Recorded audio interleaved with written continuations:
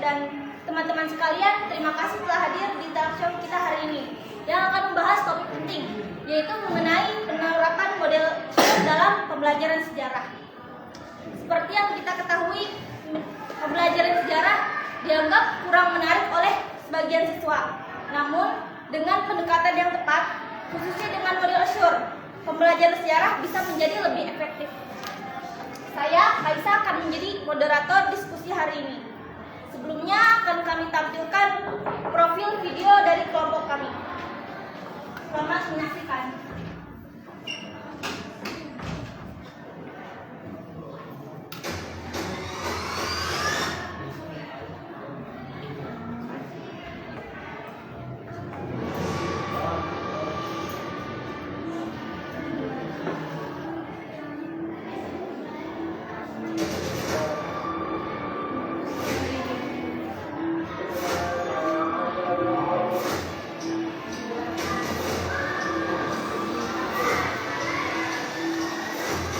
Kelompok berapa ya?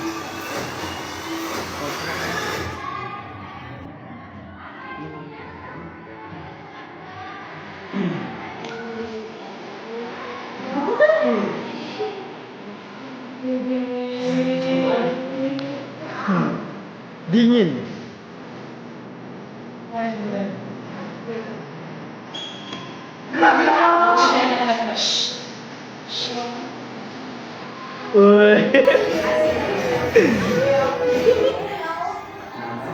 Hai teman-teman, jadi hari ini kita akan membahas soal model assure.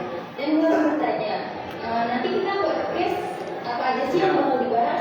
Nah, nanti kita fokus itu ada yang dibahas itu apa sih itu model assure dan apa sih kelebihan utamanya, lalu apa sih tantangannya, dan gimana sih cara terbaik buat menjalani ini di kelas.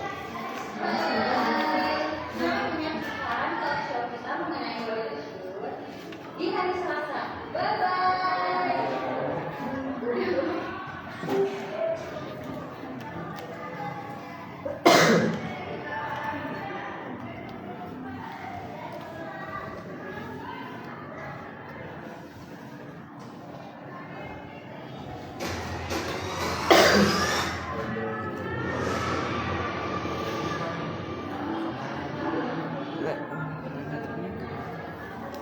Ya, itulah profil kelompok kami.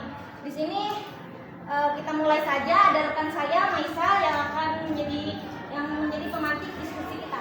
Pada Maisa, silakan. Terima kasih kepada moderator yang telah mempersilahkan saya untuk memandu talk show pada kesempatan kali ini, dan tentu apresiasi yang luar biasa kepada teman-teman dan Bapak dosen Arif Permana Putra sebagai dosen matkul literasi ICT dan pembelajaran sejarah. Sebagai mahasiswa sejarah, tentunya kita harus punya satu model yang bisa membantu kita biar di kelas tuh lebih efektif dan efisien. Nah, di pembahasan kali ini kita bakal membahas satu model yang bakal membantu kita teman-teman. Saya Maida Tomaisya sebagai pemantik di talk show kesempatan kali ini akan memperkenalkan 3 narasumber yang sudah ada di depan kita. Ya, untuk narasumber silakan memperkenalkan dirinya masing-masing. Saya Alfian Maulana Alayubi sebagai narasumber pertama. Saya Syahbudin sebagai narasumber kedua. Saya Amian bin Yusuf sebagai narasumber ketiga. Nah, langsung saja ya teman-teman. Untuk Ian nih, bisa kamu jelasin nggak sebenarnya model assure itu apa sih? Mungkin bisa juga kamu ceritakan bagaimana model ini pertama kali dikembangkan dan bagaimana aplikasinya bisa berbeda di berbagai mata kuliah. Oke, model assure itu sebenarnya model pembelajaran menggabungkan media dan teknologi. Media belajar itu adalah yang efektif. Ada 6 langkah pertama itu. Yang pertama itu ada analisis karakter siswa. Siswa harus dianalisis di pembelajaran seperti apa. Yang kedua itu ada tetapkan tujuan pembelajaran itu harus dipakai terlebih dahulu sebelum memulai pembelajaran. Yang ketiga itu ada metode belajar, contoh kata ulang dengan para siswanya. Itu teknologi yang harus pas, harus cocok dengan para siswanya.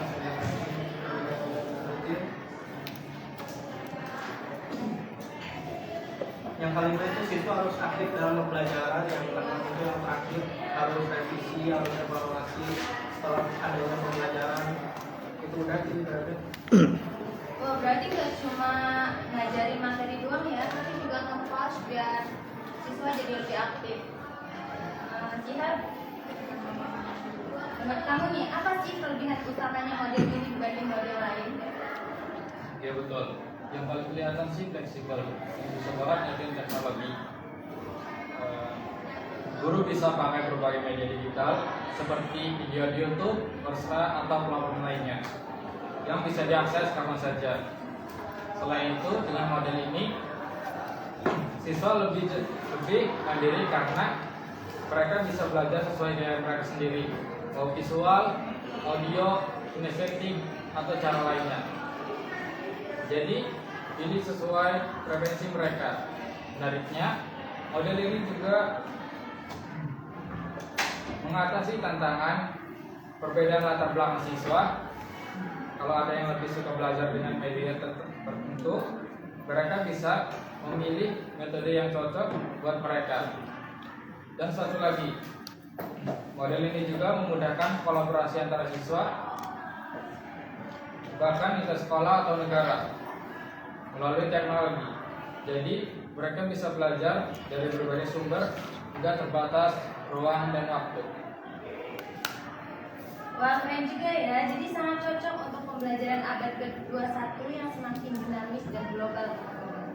Tapi tantangannya ada nggak sih? Jelas ada dong, soalnya nggak semua media pembelajaran itu cocok untuk semua pelajar. Jadi agak tricky juga untuk menyesuaikan antara materi dan platform yang kita gunakan. Apalagi masalah teknis. Apalagi masalah teknis internet yang kurang stabil di beberapa daerah menjadi hambatan besar bagi penerapan media pembelajaran yang berbasis teknologi. Apalagi gurunya yang kurang familiar dalam menggunakan media pembelajaran yang berbasis teknologi. Nah, meskipun komponen media sudah cukup membantu dalam pembelajaran, tapi sebenarnya belum mencakup semua aspek yang dibutuhkan. Nah, salah satunya kondisi individual siswa yang kondisinya kesulitan dalam pembelajaran. Nah, bagi guru harus kreatif dalam memodifikasi pembelajaran yang menggunakan teknologi. Ya, setuju banget Kelvin, tantangannya emang ada, tapi kalau dipersiapkan dengan matang seharusnya bisa diatasi ya. Selanjutnya Tian, mungkin bisa langsung tambahkan gimana sih cara terbaik untuk mempersiapkan guru sebelum menggunakan model ini? Kuncinya ada di persiapan. Guru sebelum mulai pembelajaran itu harus di-review dulu materinya cocok atau enggak dengan tujuan belajarnya. Terus lingkungan belajar harus sesuai, mau itu di kelas atau online. Itu harus kondusif banget, harus benar-benar fokus lah intinya. Terus libatin siswa, harus aktif lagi biar termotivasi kayak tadi saya udah sebutin juga tadi yang di pertama. Terus masalah teknis yang tadi Kelvin bilang tuh, kalau kelas online kan wifi kadang ada kendala, itu guru harus ada cadangannya, kayak gimana itu harus ada cadangan plan B-nya, kalau plan A-nya nggak bisa jalan. Udah. Oke, intinya Assure itu bikin siswa jadi lebih aktif ya, dan guru juga harus benar-benar siap. Oke, sebelum kita akhiri, apa ada pesan-pesan dari beberapa narasumber? Kalau dari saya, jangan takut coba teknologi dalam media belajar. Inovasi itu penting biar belajar gak membosanin dan lebih efektif. Kita hidup di era digital, jadi manfaatkanlah media yang ada. Misalnya, coba platform yang berbeda-beda, eksplorasi bagaimana konten bisa dipresentasikan dengan cara yang lebih efektif dan interaktif. Selain itu, jangan lupa belajar mandiri, itu juga bagian penting dari proses belajar. Oke deh. Oke, mantap sih Kak. Terima kasih atas pandangannya. Tapi ada yang mau ditambahin nggak? Dari saya, buat para guru terus bersemangat dan berinovasi dalam pembelajaran. Jangan takut mengeksplorasi dan jangan takut untuk keluar dari zona nyaman. Dan jangan lupa kolaborasi dengan sesama guru untuk mendapatkan ide-ide baru dan solusi yang bagus untuk mendapatkan solusi yang bagus dan tantangan yang ada. Selain itu, ajak siswa untuk memberi feedback tentang metode yang digunakan, karena seringkali mereka punya perspektif yang berguna untuk memperbaiki pembelajaran ke depannya. Luar biasa. Pesan yang inspiratif dari kalian berdua. Yang terakhir ya. Ada kesan yang ada. Model pembelajaran langsung itu sebenarnya alat cukup kuat, bukan cukup lagi, cuma benar kuat, powerful. Tapi jangan lupa itu cuma alat. Guru harus tetap mengupgrade diri, harus tetap berkembang. Jadi pentingnya harus ada di fleksibilitas sama adaptasi. Dan yang terpenting itu belajar itu terus inovasi dari diri sendiri maupun para siswanya juga harus tetap inovasi juga. Nah teman-teman, menurut teman-teman model ini penting banget nggak sih buat diterapin di kelas kita? Apa ada tambahan nggak sih dari teman-teman? Apa gitu ya? Jadi kita akhiri aja ya teman-teman. Saya sebagai pemantik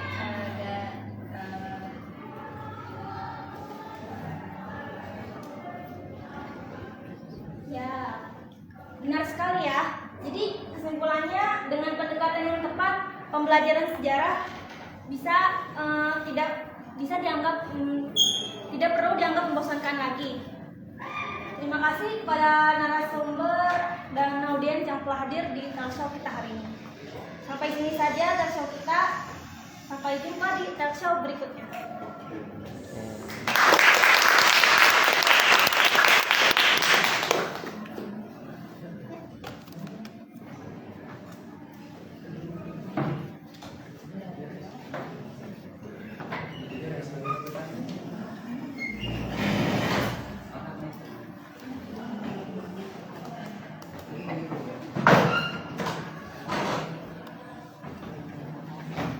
Ini gimana nyimpen?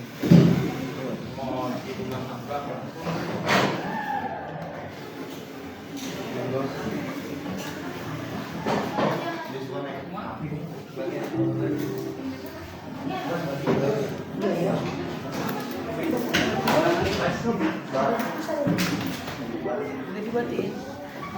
Tahu Bang. Baru ya. Iya.